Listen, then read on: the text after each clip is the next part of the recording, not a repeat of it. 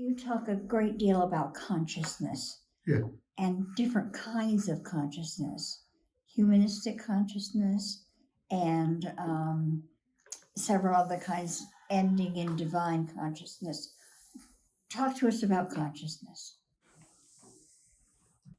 See, when we talk about consciousness, we involve our mind, our intellect, our reasoning, our mind, our rationale. We think that's what consciousness is.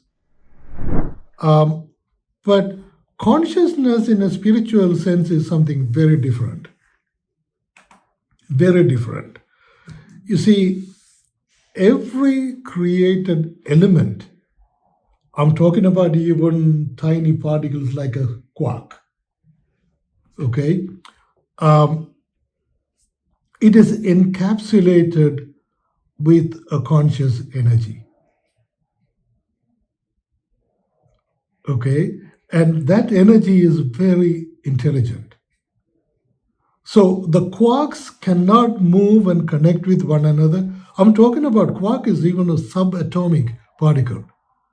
Quarks don't move around to connect with other. The consciousness makes them move around. Particles by itself, they don't have movements. They are static. But the conscious energy that it sort of encapsulates them, they make them move from one to the other to connect with them, to unite them, to form as an atom, as a molecule. It's all done by that conscious energy, not by the particle. Okay? So, we as a human being, we actually have 70 trillion cells in us.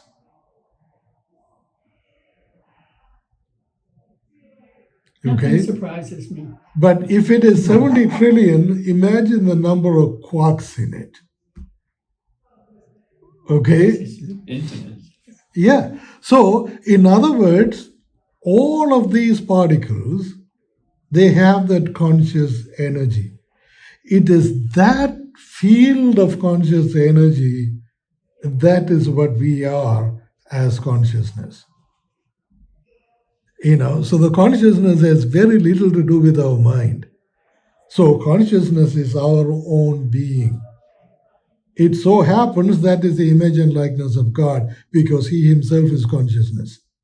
That's the divine consciousness. But we put so much emphasis on Him being a form, a man, that and this and all of that, we really escape the fact that He is formless. See, in the world, the world was in the beginning, it's a formless void. What is it? It is God. But He doesn't walking around with a shape. Exactly. So it is a formless void. So it is not formless or void, it is full of conscious energy. That's what it is. See, the conscious energy, then something that leaves Him to create the universe. According to Sophia of Jesus Christ, that is Sophia. And Sophia is the one who is creating the universe. You see? So all of these are going on is not because of matters moving around, but consciousness moving around. And that's Sophia. That is Sophia. Okay. Or the Holy Spirit. Okay? Sophia is another name For the Holy Spirit. So even in our being, there is so much conscious energy that we are so encapsulated with, inside and out. But we don't see that, we don't feel that, we only relate to our body. Our body is perishable. It is not the image and likeness of God. God is not perishable. See, when God says that you are imperishable, your life is eternal, He's not talking about our body. He's not even talking about our resurrected body. It's not even implied. He is talking about of our conscious being, that energy that we are. See, that is eternal. Eternal means it existed before us, it existed now, it will exist even after that. That's what eternal is. You know, Forever, life exactly. forever. See, eternity does not begin after we die. Nonsense. Eternity is even before we started. Eternity does not have a beginning, it does not have an end. It's just there existing forever. That's it. And here we are so identified with our form factor, and we think that's what the image and likeness of God is. We are so wrong. We really are wrong. You know, we are conscious beings that has nothing to do with our mind. We are conscious being as the energy that we are. It's kind of nice to think about. Yeah. You know, we Was it this conscious energy that walked with Adam in the garden? conscious energy of God, yeah. Formless. That's it. But still alive. Mm. See, when you look at the Old Testament, okay, God even appeared to Cain, spoke to him, Cain listened to him, but he was a murderer. Okay, you know, so do you really think God is not talking to us now? We are not like, you know, murderers like Cain. You know, You see? sometimes I really feel like I've been talked to. Well, he I mean, is something will get into my head, and where'd it come from? yeah. No, but what it is, you know, to understand that God is not talking to us is wrong. God is talking to us. You know, and God is talking to us regardless of what we are, who we are, what we have done. Regardless. You know, He talks to us more when we are in the depth of our pit, in our abyss. Do you believe he reaches down to us and pulls us Absolutely. from the pit? Absolutely. And that is the only reason why we are alive. There are times when I've wondered how I escaped. Yeah. Yeah. That's what it is. You know, and we need to relate to that. And when you talk about the human consciousness, you know what that is. But Oh, what we think it is. yeah, but the self-consciousness, how many of you are scientists here? Right there. Right What? there. Scientists. I still didn't get it. Scientists. Oh, scientist. No, I don't think I'm a scientist exactly. Okay. I use my brain though. Can I ask a question? Yeah. For you, Jesus Christ and God in the same person? If you look at them as consciousness, it can be the same, it can be separate. Because, you know, it's energy. It is not a form, it's an energy. Energy can converge, energy can separate.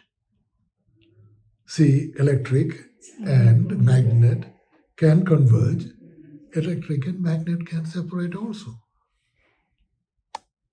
Just because I see here you are writing about Jesus Christ, but now you are talking about God. So Yeah, for you the same.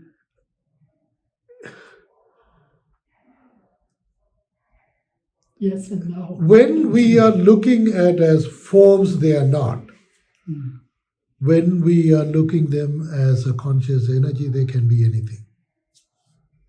They can be one, they can be two, they can be three, they can be four, they can be five. It really doesn't matter. You know, it's all how you see them.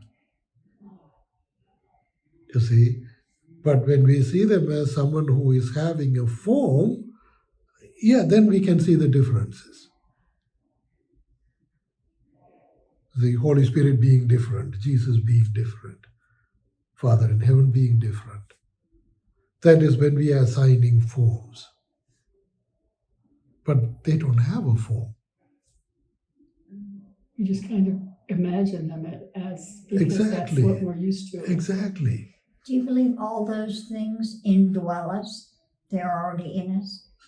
Absolutely. Absolutely. And so it's just a matter of us getting in touch with them? That's it. Good way to put it, getting in touch with them. Yeah.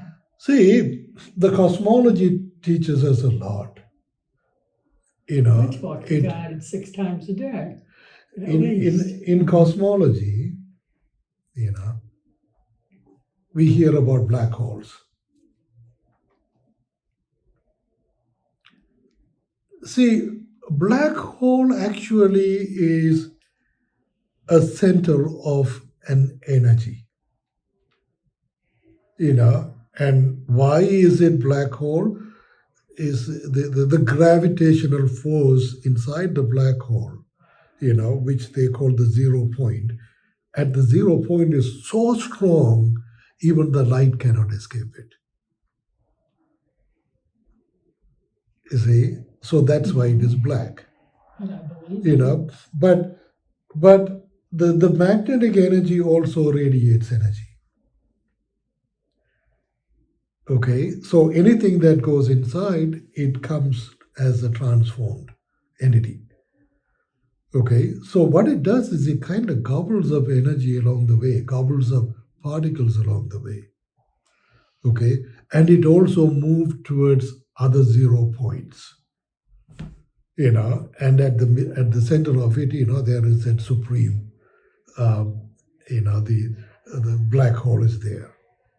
So it's the question is how we, as a 0 point, meaning our realized being as self-conscious, realized being, then we know what our 0 point is. And our 0 point is drifting towards the 0 point of the Holy Spirit. So at the 0 point, our own, being, our own energy is converged or gobbled up, by the Holy Spirit. There we become what? There we become self-realized divine beings.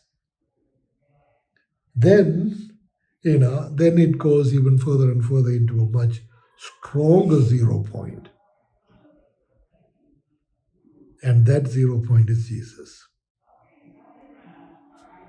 Is that divine consciousness? Absolutely. All of that is divine. The All of minute it? Yeah, the minute we become self-realized and converge with the Holy Spirit, and the minute we start living in the wisdom of God, everything from there on is divine consciousness. What is humanistic consciousness? Humanistic consciousness is until we get there, what we are struggling with. Well, he's right. That's a heck of a journey. Yeah. But you're not going to feel it. I guess not. As long as I get there, that's all that counts. That's right. Yeah. But it is very real. I mean, this is what Mother Mary realized for herself. Jesus, of course, there's no question about that. Mary Magdalene, St. John the Apostle, they did not go on an apostolic ministry. They stayed home. You see? And, imagine how St. John the Apostle transformed us. Yes.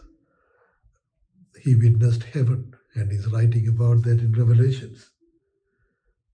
You see, that was his encounter. Imagine that.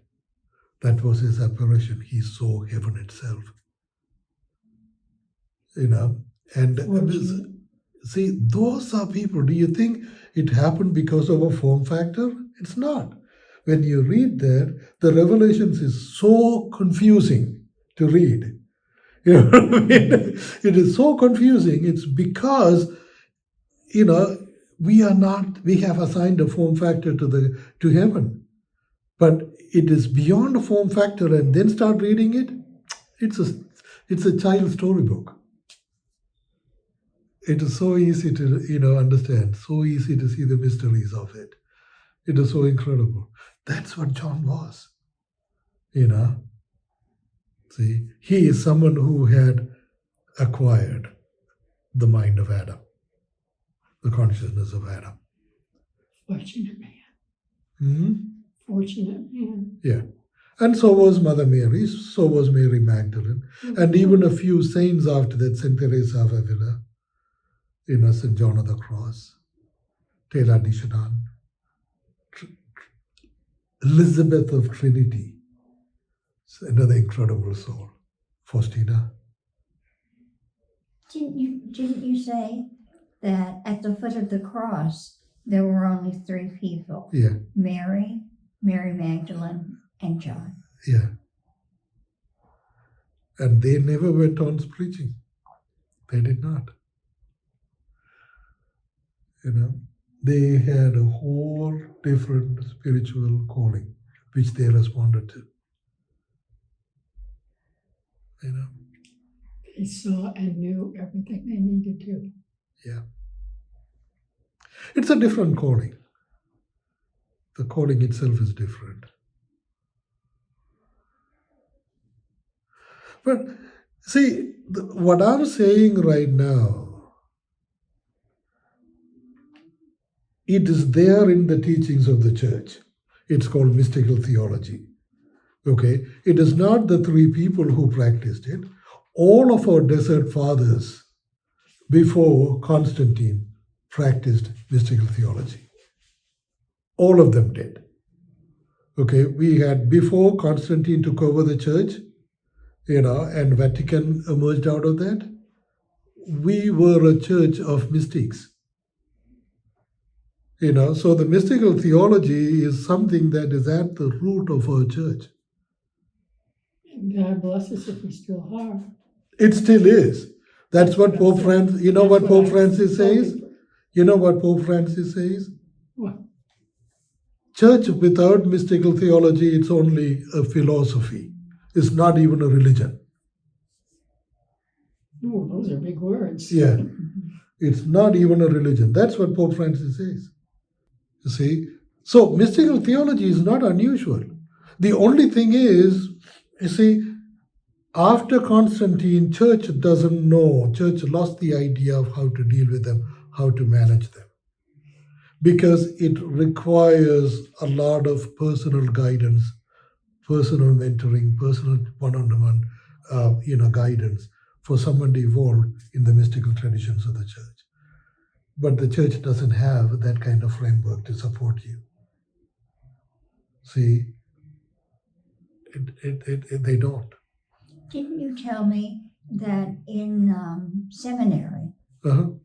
I don't know if that's 3 years or 4 years, but one whole year is Yes. devoted Yes, to mystic theology? mystical theology, one full year. This is in the Catholic seminaries. Mm-hmm. I don't know about the Protestant seminaries.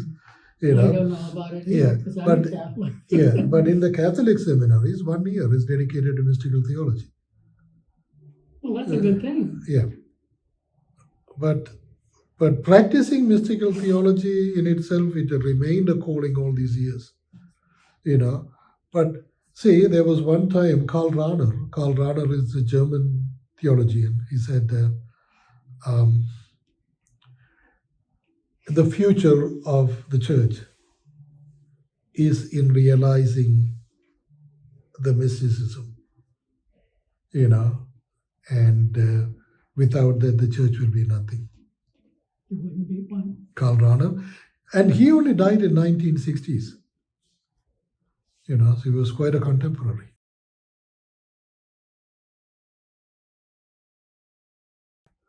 Was a brilliant man, Karl Rahner. Church without the mystics is nothing.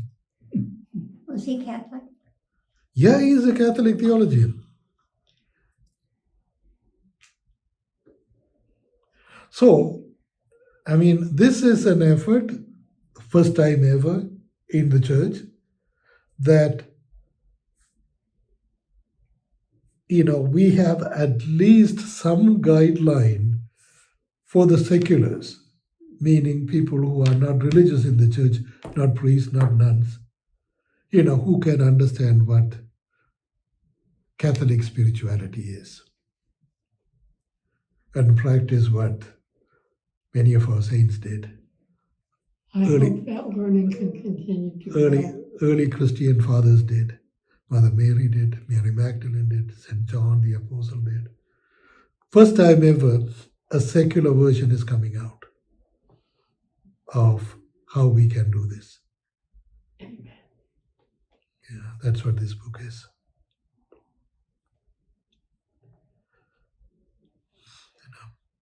What the religion do you follow? Catholic. Catholic? Yeah. Yeah, because I'm Christians. Yeah, I am a Catholic. Mhm. But I have studied others, the Mormons and everything. I've studied their work, Talk about the Eastern religions you study. Yeah, I've studied Hinduism, Buddhism, Zen, Jainism, and even Islam. Studied a lot of them. But at least those people, if not Catholic like us, they have a faith. I mean, it's not like ours, but it's something and it can grow. Spiritually speaking, they are far more advanced than we are as Catholics. That's good to know, I guess. Far more advanced. Why? Huh? Why? Yeah. Because we are obsessed with belief. They are religions that always seek. They don't have people telling them this is the morality, live by that, or else you are going to burn in hell. They don't have any of that. See, they have the freedom. They have the freedom to choose. They have the freedom to seek. So they are seekers. In Buddhist, Hindus, they are inherently seekers. See, Catholics, we are not seekers. We are believers. We don't seek. No, we don't have to. We don't believe we do, and I don't believe we do. But They're seekers. And because they seek, they are more exposed to wisdom. They are more exposed to formlessness. They are more exposed to life in God. They are more exposed to a lot of things that we are not. They are more exposed to meditation. They are more exposed to meditation. They are more exposed to nature. They are more exposed to healing by way of nature. So there is, it's incredible how they live. And here we are, so structured and so defined and so thoughtless in many ways. That's really what our predicament is. we're so confident. I don't know whether it's confident. We are being very that's the word that sheepish. comes up. No, we are being very sheepish. See, So that's, a that's the sheep, point. even Jesus calls us sheep and we think it's a compliment. It's not. A sheep is an insult as it can A be. herd. No, that's not what it is. No, I know. You know what the sheep is? Sheep is a very intelligent animal, but it is blind. It is very short-sighted. It's intelligent, yet, it is. It can only see up to about 6 feet. Not beyond that, it cannot see anything. And that's what they just herd together. They just cling together because they are security and rubbing against each other. They can't see too well. They cannot see too well. And the second thing is, they're quite intelligent, but they choose to remain dumb. Ignorance is bliss, just follow. They choose to remain dumb, but they're very intelligent animals. See, now do you think why Jesus is calling us sheep? Really, it's not a compliment. I would say not. I would say not. Because of our blindness? Yeah, because we don't want to think. We don't want to think. We don't want to engage. We don't want to seek. We don't want to do anything. And unfortunately, Jesus expected us to remain like this for 2,000 years, even after his death and resurrection. Must See? have got a good reason for it. You see, that's really what it is. So, but regardless, the good news is he loves us. But the thing is, don't assume that he loves us, so we are free. It's not. No, He is expecting us to break out of that sheepish mold and become as enlightened beings. His joy depends on it. He died for that. He did not die so that we could continue to remain sheepish. I think that's a good thought to end on. Thank you so much.